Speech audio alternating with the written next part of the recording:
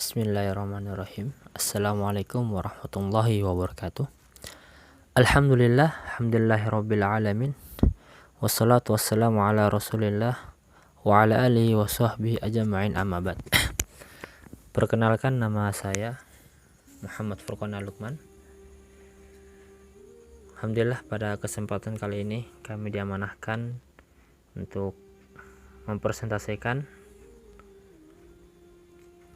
apa yang telah ditetapkan atau diamanahkan oleh dosen Ustadz Kuat SHIME. Bismillahirrahmanirrahim. Dengan menyebut nama Allah yang Maha Pengasih lagi Maha Penyayang, kita bersyukur kepada Allah Subhanahu wa taala atas segala nikmatnya. Terima kasih kepada teman-teman yang sedang memperhatikan atau menyimak uraian yang akan kami presentasikan berikut. Baik.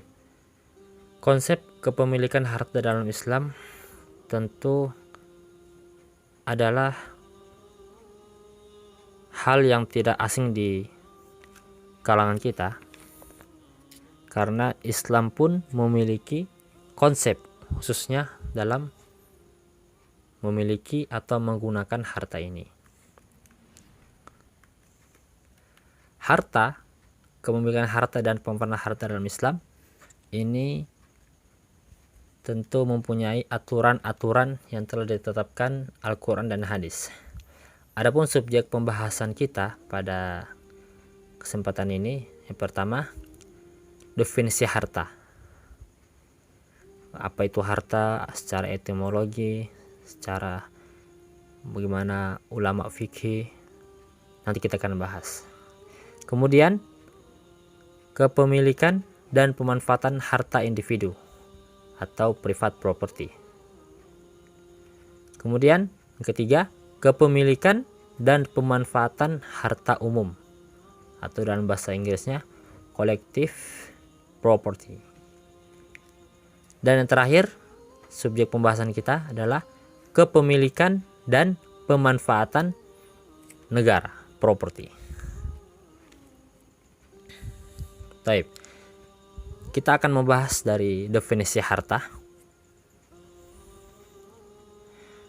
Definisi harta, pengertian harta menurut etimologi adalah sesuatu yang dibutuhkan dan diperoleh manusia, tumbuh-tumbuhan maupun yang tidak tampak, yakni manfaat seperti kendaraan yang kita gunakan sehari-hari, pakaian yang kita pakai, dan tempat tinggal yang kita tinggali. Adapun dalam bahasa Arab disebut al-mal, harta, yang berarti artinya itu condong atau cenderung dan miring, karena manusia semuanya tidak bisa dipungkiri cenderung ingin memiliki dan menguasai harta ini.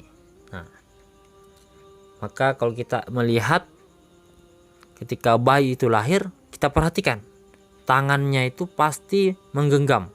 Nah, itu menandakan bahwa manusia ini condong atau cenderung ingin memiliki dan menguasai harta di dunia ini. Kemudian, menurut istilah ahli fikih terbagi dalam dua pendapat. Yang pertama, menurut ulama Hanafiyah, harta adalah segala sesuatu yang dapat diambil, disimpan, dan dapat dimanfaatkan. Menurut definisi ini, harta memiliki dua unsur, yaitu harta dapat dikuasai, dipelihara, dan juga dapat dimanfaatkan menurut kebiasaan. Kemudian pendapat yang kedua, menurut pendapat jumhur ulama fiqih selain Hanafiyah, harta adalah segala sesuatu yang bernilai dan mesti rusaknya dengan menguasainya. Nauzubillah ya. Baik. Yang pertama, kita akan membahas kepemilikan dan pemanfaatan harta individu, private property. Agama Islam mencakup sekumpulan prinsip dan doktrin yang memedomani dan mengatur hubungan seorang muslim dengan Tuhan dan masyarakat. Dalam hal ini, Islam bukan hanya layanan Tuhan seperti halnya agama Yahudi dan Nasrani, tetapi juga menyatukan aturan perilaku yang mengatur dan mengorganisir umat manusia, baik dalam kehidupan spiritual dan material. Artinya, maksudnya agama Islam ini mencakup prinsip-prinsip dan doktrin yang mengatur bagaimana seorang muslim ini dengan Tuhannya, dengan Allah Subhanahu wa taala, ya. Tidak hanya sebagai seorang hamba, tetapi juga ada perilaku atau aturan-aturan atau manajemen, ya, dalam hidup di dunia ini, baik dan spiritualnya dan materialnya. Al-Qur'an mengulang lebih dari 20 kali bahwa segala sesuatu adalah milik Allah. Salah satunya terdapat dalam surat Al-Hadid ayat 5, Allah berfirman, "Lahu mulkus samawati wal ard wa ilallahi turja'ul umur." Kepunyaanlah kerajaan langit dan bumi, dan kepada Allah lah dikembalikan segala urusan. Al-Hadid ayat 5.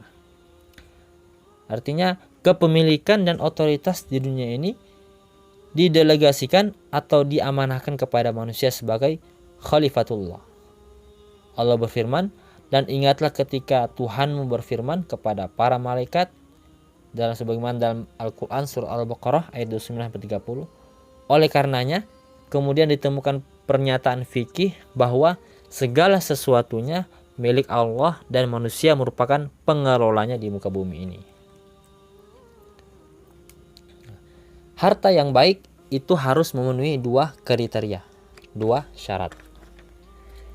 Yang pertama, diperoleh dengan cara yang sah dan benar. Yang kedua, dipergunakan dengan dan untuk hal yang baik di jalan Allah Subhanahu wa taala. Maksudnya, Allah adalah segala pemilik mutlak segala sesuatu yang ada di dunia ini. Sedangkan manusia adalah wakil atau khalifahnya Allah yang diberi kekuasaan untuk mengelolanya. Maka sudah seharusnya sebagai pihak yang diberi amanah, kita ini diberi amanah titipan, pengelolaan harta titipan tersebut disesuaikan dengan keinginan pemilik mutlak atas harta kekayaan kita, yaitu atas harta kekayaan yaitu Allah Subhanahu wa taala. Untuk itu Allah telah menetapkan ketentuan syariah sebagai pedoman bagi manusia dalam memperoleh dan membelanjakan atau menggunakan harta kekayaan tersebut. Dan di akhirat nanti manusia akan diminta bertanggung jawabannya. Menurut Islam, kepemilikan harta kekayaan manusia terbatas pada kepemilikan kemanfaatannya selama masih hidup di dunia.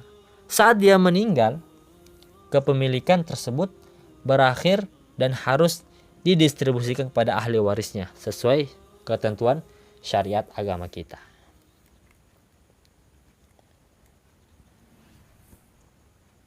Kemudian, prioritas pemanfaatan.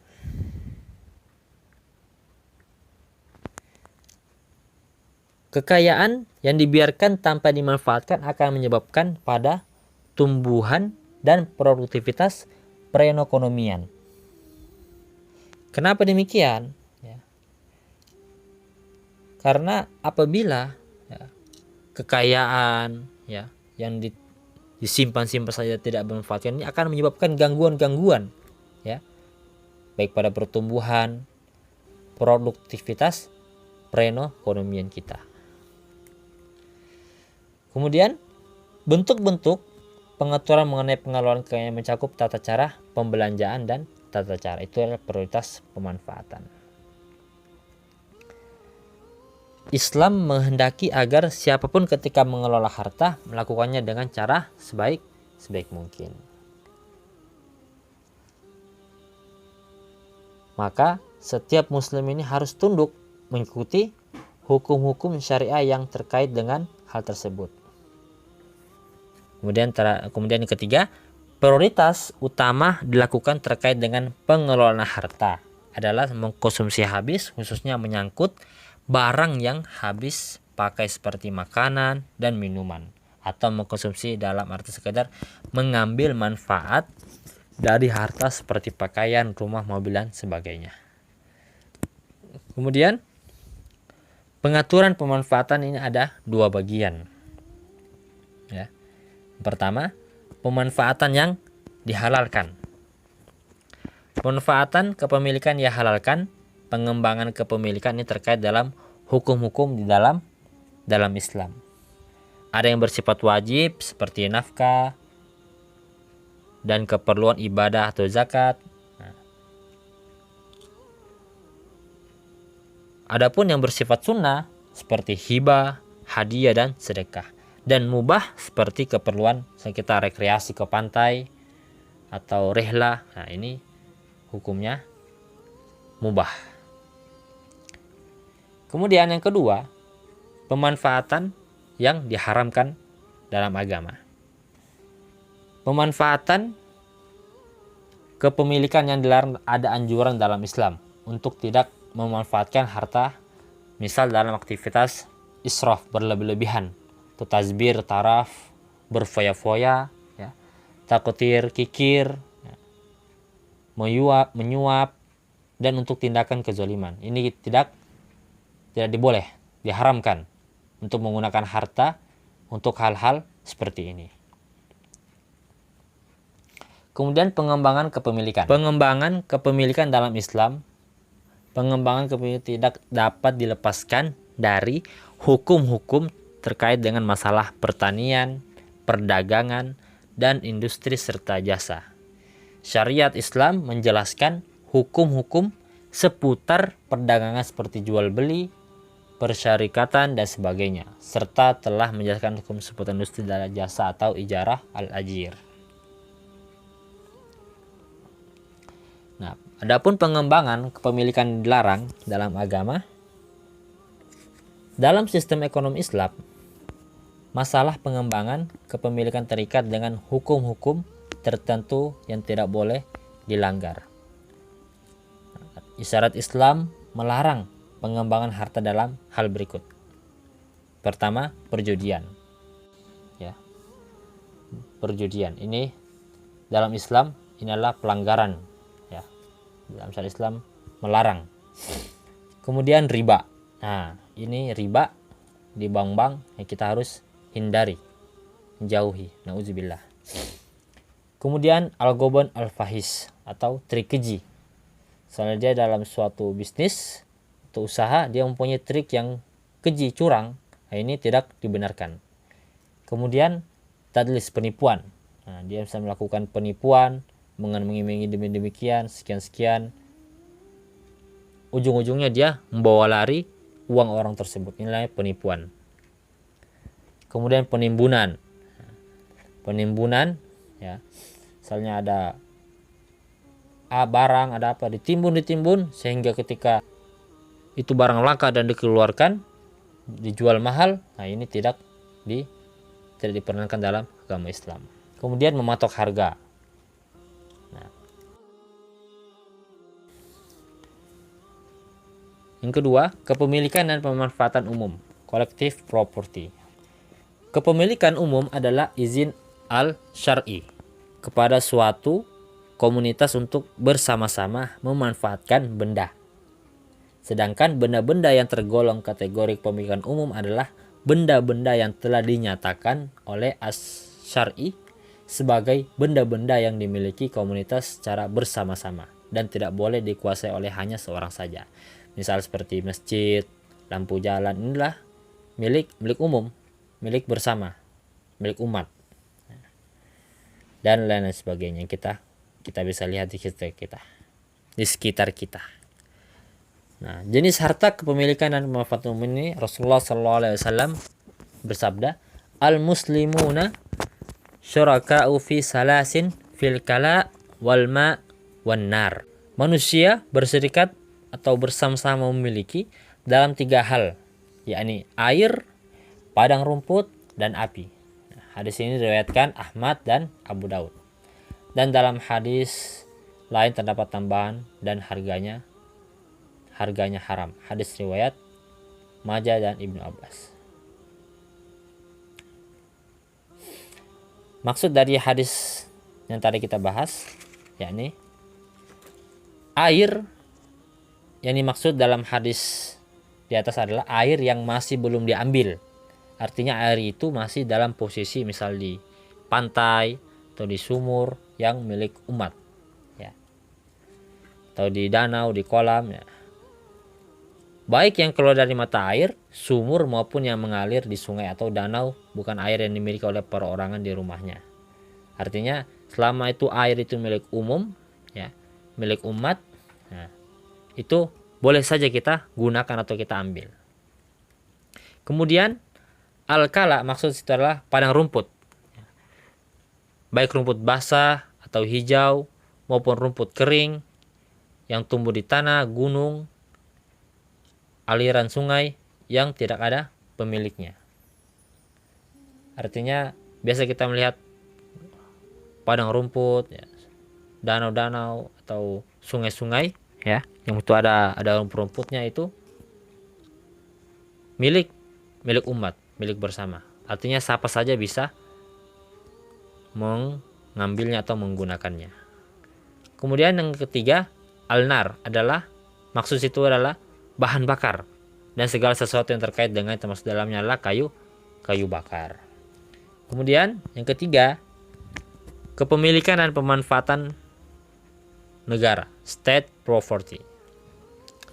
Beberapa harta yang dapat dikategorikan dalam jenis kepemilikan negara menurut al-syar'i dan khalifah atau negara berhak mengelolanya dengan pandangan ijtihadnya adalah berikut. Adalah harta ghanimah, anfal, atau dalam surah Al-Anfal. Harta yang diperoleh dari rampasan perang dengan orang kafir. Harta yang diperoleh dari musuh tanpa peperangan dan humus. Kemudian yang kedua, harta yang berasal dari kharaj, hak kaum muslim atas tanah yang diperoleh dari orang kafir, baik melalui perorangan atau tidak. Kemudian harta yang berasal dari jizyah, pajak, hak yang diberikan Allah kepada kaum muslimin dari orang kafir sebagai tunduknya mereka kepada Islam. Kemudian harta yang berasal dari doribah, pajak. Kemudian harta yang berasal dari usur, pajak penjualan yang diambil pemerintah dari pedagang yang melewati batas wilayahnya dengan pungutan yang diklasifikasikan berdasarkan agamanya.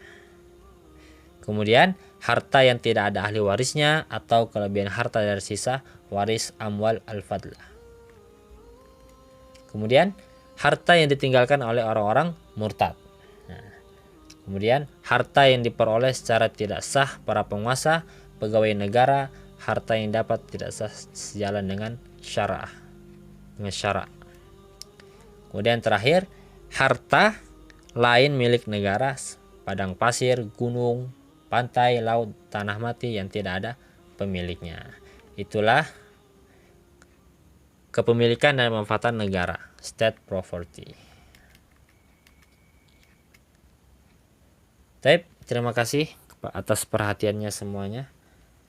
Mohon maaf bila ada penyebutan kalimat yang kurang pas atau ada kesalahan dalam menyampaikan. Saya undur diri. Terima kasih. Assalamualaikum warahmatullahi wabarakatuh.